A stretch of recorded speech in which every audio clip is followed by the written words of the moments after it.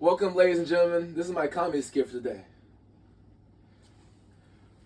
So I've been reading about Andrew Jackson, and listen, I don't care what your history teacher has told you, but this man is the U.S. government's first reality TV star.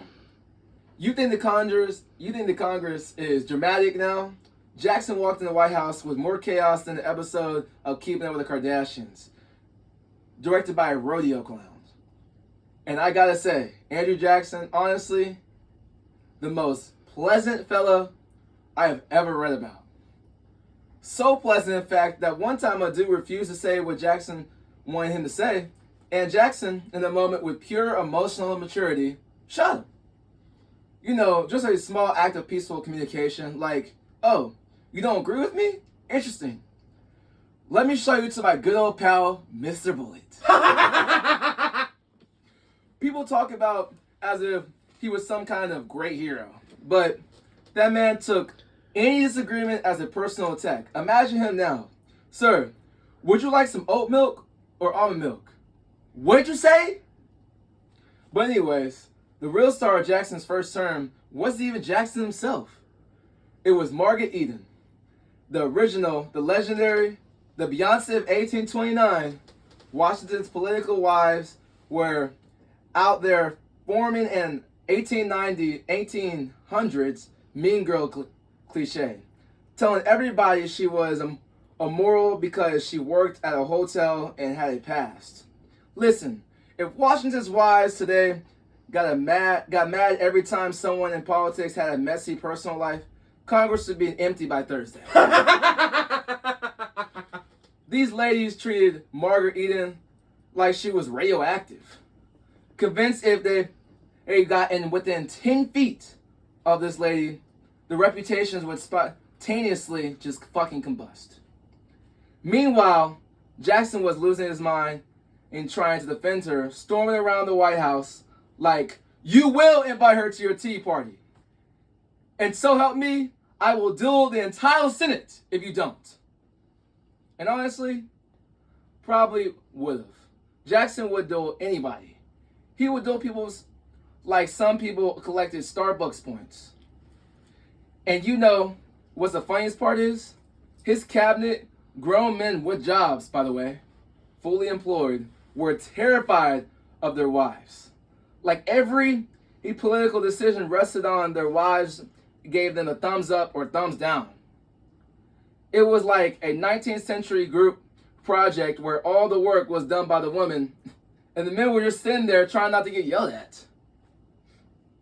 Martin Van Buren was the only one safe because he was a widower. So he was just vibing, you know? Jackson's like, Martin, you're with me?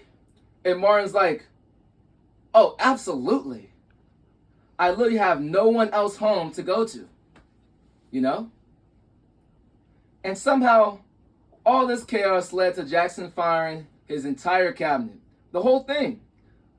Like a reboot of The Apprentice, but, you know, more dueling, more pistols, and less decisions being made. Meanwhile, the newspapers were calling Margaret Eden everything from Cleopatra to the real president. They acted like she was sitting on the throne, whispering orders into Jackson's ear. The truth? Her actual influence was zero. I love that she was trying to survive a scandal while the whole nation is like, this woman is destroying America. And she's in the corner just trying to figure out where the spoons are.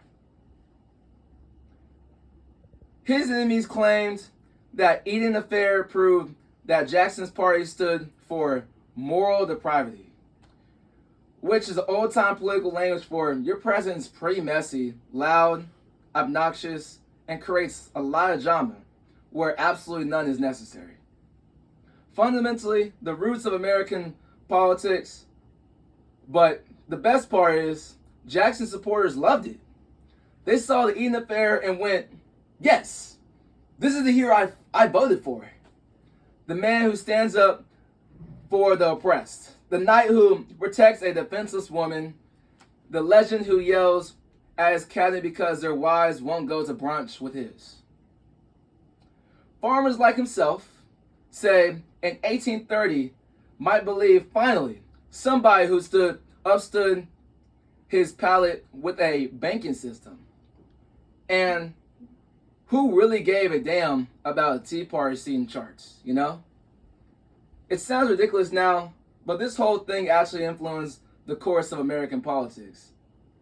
If one considers gender roles, power, morality, all combined into a scandal that is basically some wives didn't like another wife, and the president burned the country down over it, poor Jackson. He must have spent 2.5 years trying to socially rehabilitate this one woman.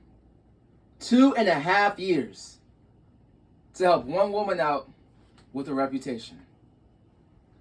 This man fought the British, survived duels, and conquered a financial crisis. Yet, what really kept him up at night was, why won't Emily Dawson sit next to Margaret Eden at a dinner party?